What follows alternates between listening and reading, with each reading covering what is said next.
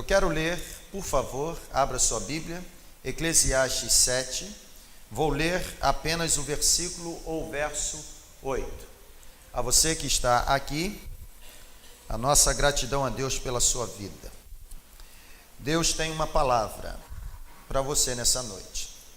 Eu tenho convicção absoluta disso. Se você está pronto, se você se apresenta nessa hora como uma terra fértil para receber o que Deus tem para dar, diga amém. Amém. Amém. Aqui a gente sempre diz que o que causa transformação na nossa vida não é o que a gente ouve, mas é a decisão que a gente toma. Eu quero ler esse texto e diz assim: o fim das coisas é melhor que o seu início, e o paciente é melhor que o orgulhoso. Leiam, por favor. 1, 2, 3 e já.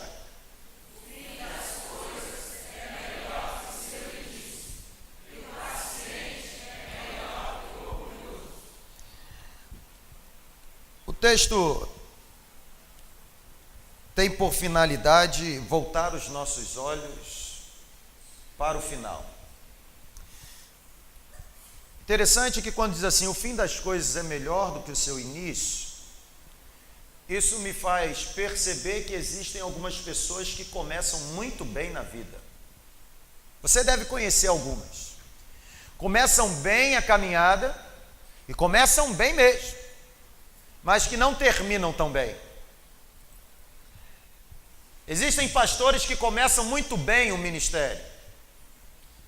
Aliás, um ministério promissor, onde as pessoas olham e dizem assim: esse camarada vai longe.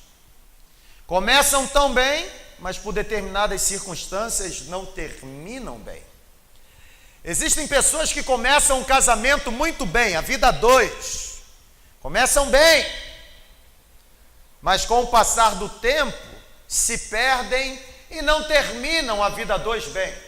Existem pessoas que começam a vida profissional muito bem, dedicados, chegam no horário correto, são comprometidos, fazem o que deve ser feito e ainda desenvolvem a proatividade, fazem até aquilo que não é competência dele fazer.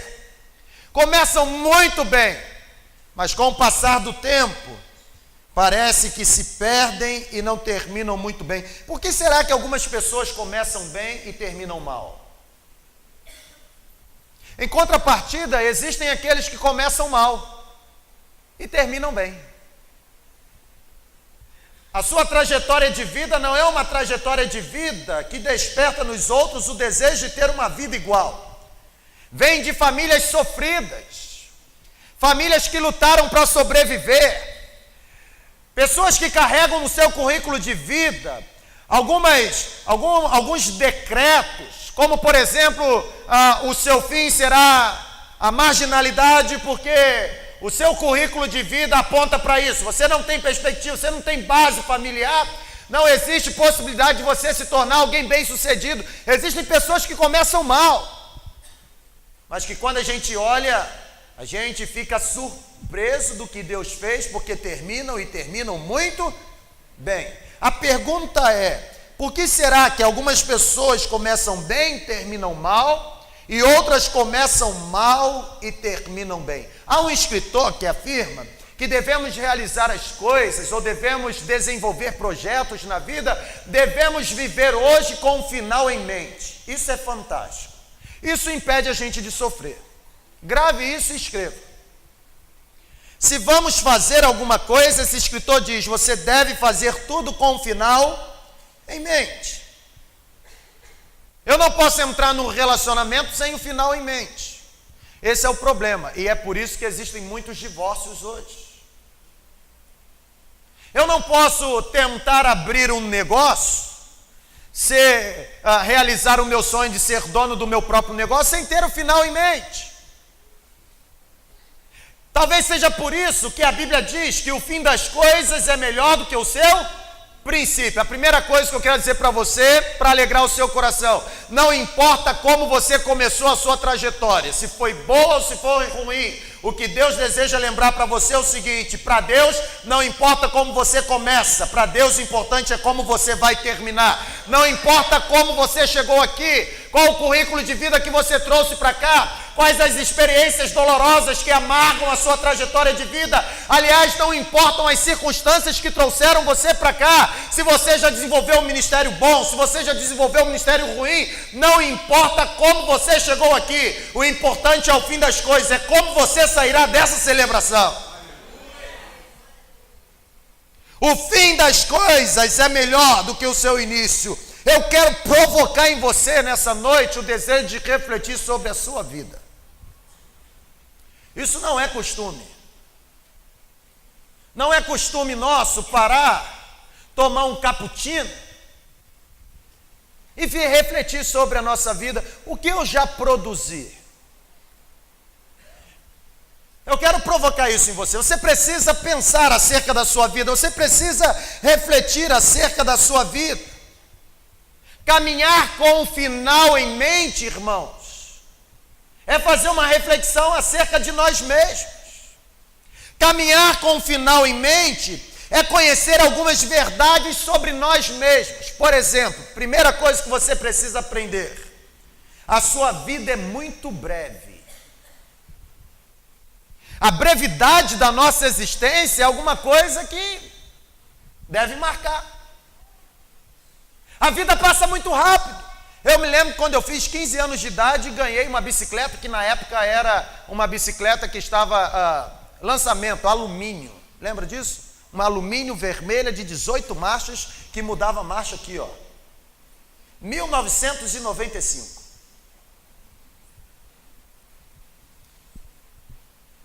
Passou já tanto tempo, eu já estou com 33.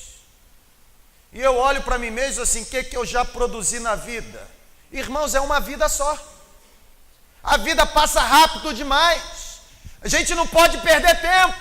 A gente tem que viver com o final em mente. O fim das coisas é melhor do que o seu princípio. A vida está passando rapidamente.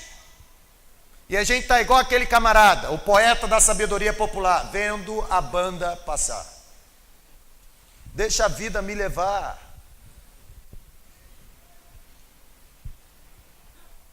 Você precisa refletir acerca da brevidade da sua existência. Existem pessoas que vivem nesse mundo como se nunca fossem morrer. Já parou para analisar? Você vai conversar com um jovem sobre o seu posicionamento. Olha, meu filho, presta atenção, você tem que estudar, rapaz. Você quer namorar, você quer beijar na boca, para com essa loucura, cara. Primeiro, se posicione profissionalmente, depois você vai beijar na boca o dia que você quiser. Mas não, o negócio é beijar na boca. E aí beija na boca e a vida vai passando. E daqui a pouco, quando você vê, você já está com 40 anos, não produziu nada. Aí você agora quer cumprir os seus sonhos de ser pai. Só que você vai ser pai e quando você sair com seu filho, as pessoas vão pensar que você é avô. Você perdeu uma etapa da sua vida. A gravidez precoce, preste atenção nisso, irmãs. A gravidez precoce faz com que você avance alguns estágios da sua vida que são preciosos. A vida é uma só. Você precisa aproveitar o momento. Você precisa entender que o fim é melhor do que o início. Você precisa agarrar as oportunidades que surgem. Existem pessoas que acham que vão ficar para semente. Eu quero olhar nos seus olhos e dizer uma coisa para você: você vai morrer. Diga amém. Ninguém disse, né? Não sei se é hoje, mas um dia você vai morrer. Se você morrer hoje, não tem problema. Amanhã eu faço sepultamento do corpo. Você vai morrer, rapaz. Você não vai ficar para semente. Você não é Matusalém. Você não vai viver 900 e tantos anos. Você vai morrer. Você tem que aproveitar. A sua vida é breve demais. Moisés, quando escreve o Salmo 90, diz que a duração dos nossos anos, ou a duração do ano de uma vida, é de 70 anos. Aqueles que passam de 70 e com a sua robustez chegam aos 80, o melhor dia deles é dias marcados por canseiro e enfado. Você tem um período para produzir. Você tem um período para mostrar para a sociedade o porquê você está aqui. Você tem que marcar essa sociedade com a sua existência. As pessoas um dia precisarão lembrar que existiu alguém como você. Mas você não fará isso se você não caminhar com um fim em mente. A vida passa rápido demais. Nós precisamos viver intensamente cada momento da nossa vida. Se você pudesse voltar uns 10, 15, 20 anos atrás, você mudaria alguma coisa na sua vida? Quem mudaria? Levante a mão. Legal. Não tem como voltar. Estão entendendo? Não tem como voltar. Essa é a questão. A nossa vida, ela é breve demais. Existe um comentarista que ele diz que se nós entendêssemos que a nossa vida nessa terra passa muito rápido, se nós entendêssemos que a nossa vida é muito breve, se nós entendêssemos sobre a fugacidade da nossa existência, nós não chegaríamos atrasados em nenhum lugar, ou seja, nós aproveitaríamos todos os momentos.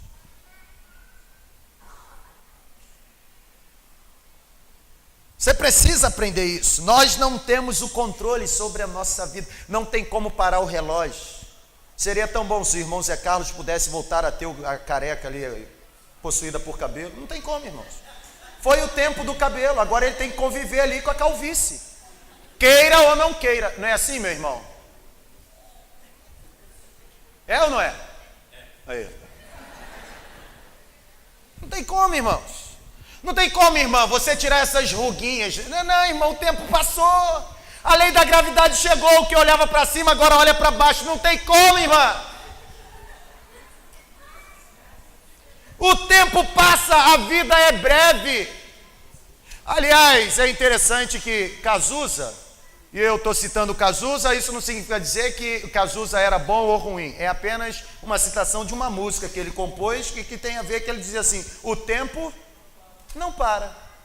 Alguém tem condições de parar o relógio nesse momento? 20 horas e 34 minutos do dia 14 de julho. Olha só, já são 20 horas e 35 minutos. 1, 2, 3. Não tem como parar. Você não tem controle, a sua vida passa rápido demais. Você precisa aprender, o fim está chegando. Você tem que ter esse fim em mente. Não importa como você começa a vida, o importante é como você vai terminar. Você não tem controle, as oportunidades são momentos que se apresentam e que você precisa aproveitá-las. Você não tem controle sobre o tempo. O tempo, ele pode ser diferente quando ele se relaciona a oportunidades. Mas enquanto cronômetro, não tem como.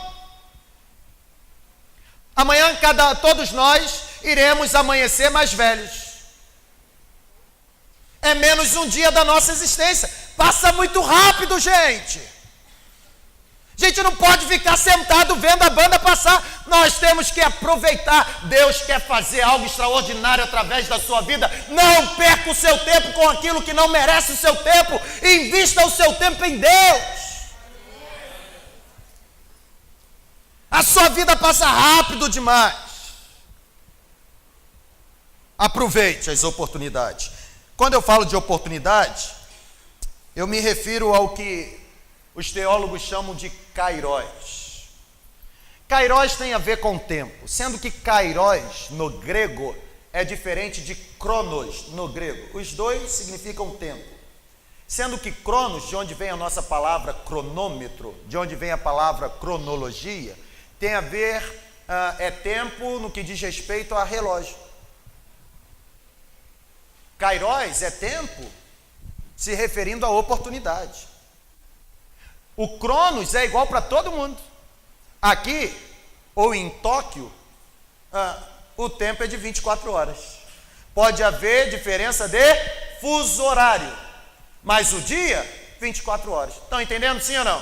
Logo, o Cronos é igual para todo mundo. Kairos não. Kairos é onde Deus se manifesta. Deus não se manifesta apenas no tempo, até porque Deus não está limitado pelo tempo. Ele criou o tempo. Deus se manifesta no tempo das oportunidades. Enquanto no Cronos, relógio, o tempo é igual para todo mundo, nas oportunidades não. Pode ser que a oportunidade de Deus para a sua vida seja hoje. Pode ser que aquilo que você esteja precisando é hoje que Deus deseja trazer para você. Porque Deus, ele se manifesta através das oportunidades. Pode ser que as oportunidades de Deus para a sua vida aconteçam hoje. Você precisa refletir acerca da sua existência. Segundo lugar, a sua vida é breve, mas também a sua existência depende de alguém. Você não é absoluto, campeão. Olha para cá, deixa eu dizer uma coisa para você. Você não é um ser autocausal, entendeu? Você não é dono da sua existência. Se você hoje está sentado nesse santuário, é porque um Deus um dia fez você existir. Você deve a existência a Deus. Se você deve a sua existência a Deus, isso significa dizer que a sua vida nessa terra deve ser uma vida dependente de Deus. Você precisa depender de Deus. O problema é que a gente não crucificou a maldita autonomia. A gente acha que tem condição de administrar a nossa própria vida. A gente acha que tem condição de resolver os nossos próprios problemas. Aliás, a gente acha até que tem condição de curar as nossas enfermidades. Você é dependente de Deus, queira você ou não. Se Deus não quisesse que você existisse, você não estaria aqui. Você só existe porque Deus quis. Deus não depende de você para existir, você depende de Deus. Se Deus quisesse existir sem você, Ele continuaria existindo, porque a existência dele não depende de ninguém. Agora, se você existe, é porque a sua existência depende de Deus. Deus quis que você existisse. Ora, para que Deus quis que você existisse? Para que através da sua vida, essa geração fosse marcada para a glória do nome dele. Você precisa entender isso. Você tem que ser dependente de Deus. Você deve a sua existência a Deus. Você precisa ser dependente. Você não tem condições de resolver os seus problemas sozinho. Esse é o nosso mal. O mal é que a gente olha para Deus e vê Deus como se fosse o Aladim da lâmpada, um guru, entendeu? Um demiurgo, um Deus pequeno. Por quê? Quando a gente tem um problema que na nossa cabeça a gente acha que pode resolver, aí a gente não fala para Deus o problema, a gente não recorre a Deus a solução do problema, porque na nossa cabeça aquele problema é muito fácil de resolver, meu irmão. Deus não deu a você a oportunidade de buscá-lo apenas quando os problemas parecerem impossíveis. Deus disse para você que você deve buscá-lo o tempo todo, porque você depende dele. Se não fosse a graça de Deus, irmão, se não fosse a misericórdia de Deus, a Bíblia diz que as misericórdias de Deus se renovam a cada manhã. Elas são a causa de não sermos consumidos. Se o sol volta a brilhar sobre a nossa cabeça, é porque a misericórdia do Senhor se renovou. Se você está trabalhando, é porque a misericórdia do Senhor se renovou. Se você tem uma casa para dormir, é porque a misericórdia de Deus se renovou. Tudo isso foi Deus quem te deu. Não existe um evento na sua vida que Deus não tenha agido em seu favor. Todos os estágios da sua vida existem porque Deus assim permitiu. Você depende dele para tudo. Não é para algumas coisas, é para tudo. O problema é que a gente considera Deus como esse demiurgo, um Deus pequeno. Aliás, a gente acha que Deus, ele se incomoda. Pastor, mas para que eu vou levar esse problema para Deus resolver, pastor? Esse problema aqui é tão simples, eu não vou incomodar Deus. Deixa eu dizer uma coisa para você, assenta essa palavra no seu coração. Deus não se sente importunado, Deus não se sente incomodado com o som da sua voz. Você pode dizer do seu problema para Ele todo dia, o tempo todo, Ele não vai se sentir importunado. Deus não fica enjoado de ouvir a sua voz. Deus não se sente incomodado de ouvir todo dia, o tempo todo, você orando pelo seu marido, pela sua mulher, pelos seus filhos. Deus não se sente, pelo contrário, Ele orienta você. Ele diz que você deve lançar sobre Ele todas as suas inquietações, porque é Ele quem tem cuidado de você. Você deve levar tudo para Deus. Tudo, meu irmão. Tudo. Porque se você não sabe, Ele sabe direitinho resolver as suas inquietações. Por último, a sua vida é breve, a sua vida depende de Deus. E por último, refletir sobre nós mesmos, entendendo que o fim é melhor do que o princípio, é ter a certeza de que os nossos projetos são falíveis, eles podem fracassar.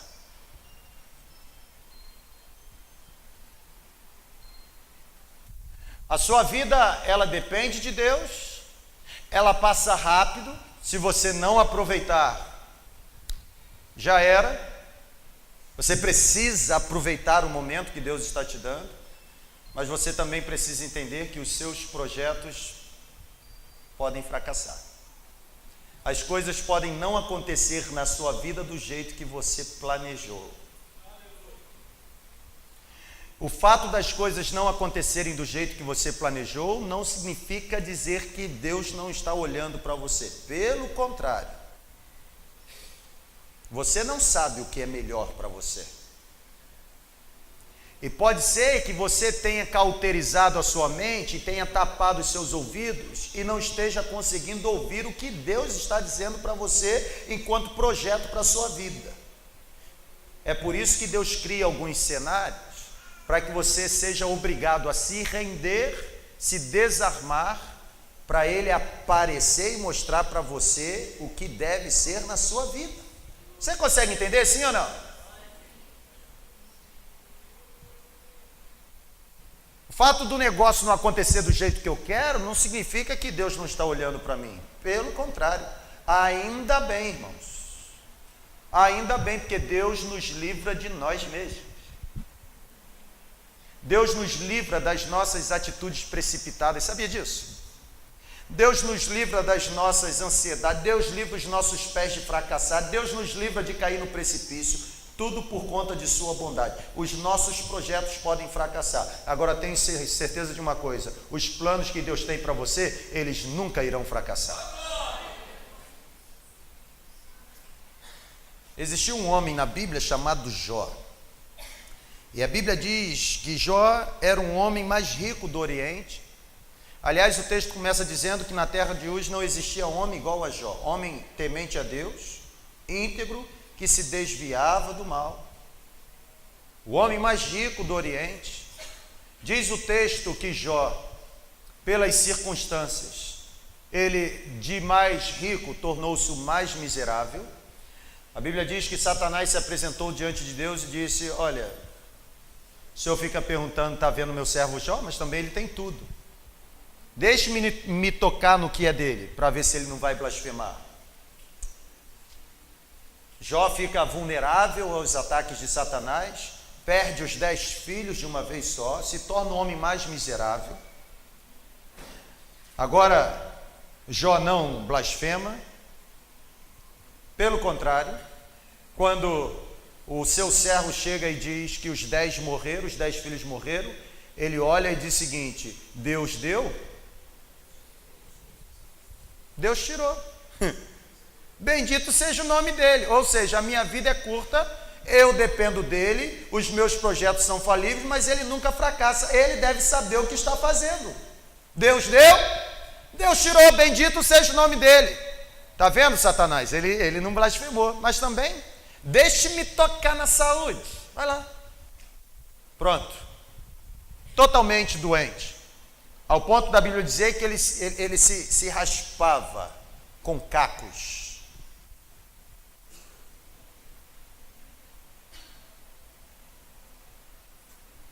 Quando alguém orientou, dizendo que a morte seria a melhor coisa para ele, disse assim: rapaz, você, pelo amor de Deus, se eu recebo o bem de Deus, não vou receber o mal? Deus sabe o que está fazendo. Sabe o que é isso, irmãos? É olhar e dizer o seguinte: independente do que esteja acontecendo hoje na sua vida, é você dizer o seguinte: Deus continua no lugar onde Ele sempre esteve, Ele está no trono, Ele sabe o que está fazendo. Ele sabe. Para eu sair de São Mateus e chegar no Rio de Janeiro, eu tenho que passar por Linhares, Ibiraçu, Vitória, Campo dos Goitacazes, Macaé, Casimiro de Abreu, Itaboraí, Niterói, até chegar no Rio. Não tem como chegar lá no Rio sem passar por essas fases. Da mesma forma, você não vai se tornar a pessoa que Deus deseja que você seja, sem passar pelas fases que Ele tem para a sua vida. Agora, preste atenção numa coisa, é fase, o trem para, as pessoas saem e ele continua. Você não vai morrer nessa estação, é uma estação, você vai continuar, porque aquele que está conduzindo a sua vida, continua sentado no trono e tendo domínio de todas as coisas. Sabe por que os nossos projetos fracassam? Sabe por que a gente sofre? Porque a gente desconhece o futuro. Porque se a gente soubesse o que iria acontecer com a gente amanhã à tarde, você pode ter certeza de uma coisa. Se você soubesse que ao pegar o carro e ir para Linhares, o carro iria entrar na frente de uma carreta e você iria ficar paraplégico, você ia pegar o carro e ir? Claro que não. Você desconhece os acontecimentos. É por isso que os seus planos fracassam. Agora, é por isso também que os planos de Deus nunca fracassam. Por quê? Porque Deus, Ele é dono do início e do fim da história. Ele conhece todos os eventos da sua vida. Você precisa aprender isso. Você precisa colocar a sua vida nas mãos de Deus acima de tudo. Você precisa abrir mão dos seus projetos que você tem para si mesmo e se lançar para viver os projetos que Deus tem para a sua vida. A conclusão que eu faço é a seguinte: caminhar com um fim em mente é saber que a melhor coisa que eu tenho para fazer é trazer Deus para a minha existência. Vou repetir e termino com isso. Se o fim das coisas é melhor do que o princípio, se não importa como eu comecei, importa como eu vou terminar, então a melhor coisa que eu tenho para fazer é trazer Deus para a minha existência. Porque se Deus estiver na minha vida, pode ter certeza de uma coisa: como Ele conhece todos os eventos e como Ele tem poder para fazer absolutamente tudo, eu posso ficar tranquilo, porque o meu barquinho vai chegar no porto seguro. É a melhor coisa que você tem para fazer hoje. Não adianta você se descabelar, não adianta você perder noite de sono. Eu dizia isso na última quinta-feira. Não adianta você ficar roendo as unhas, não adianta você ficar focado no seu problema. Quando você foca o seu problema, os seus olhos ficam no problema e você se esquece de olhar para o Salvador. Não adianta você viver intensamente essa crise, não adianta.